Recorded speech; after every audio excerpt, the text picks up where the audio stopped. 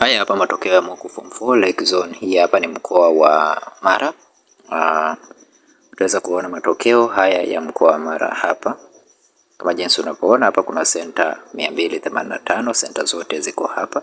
Utachagua senta ambayo unataka kuangalia matokeo yake, labda ni hii ya Kambarage, utagusa katika senta husika na utasubiri mfumo utaload, matokeo yataweza kufunguka na utayaona matokeo yako hapa. Utachagua jina lako, namba yako ya mtihani, utaweza kuona matokeo yako hapa.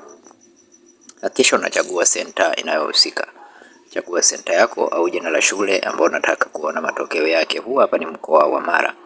Wewe unachotakiwa kufanya ni kubonyeza neno subscribe, like video hii, share video hii kwa wengine wengi zaidi. Lakini pia jiunge na grupu letu la WhatsApp kuweza kupata linki ya matokeo haya. Link nimekuweka katika group, katika description ya video hii. Jiunge na grupu ili uweze kuangalia matokeo haya, na usahau pia kushare video hii kwa wengine wengi zaidi ili waweze kupata matokeo yao. Asante na karibu, tukutane tena katika video inayofuata.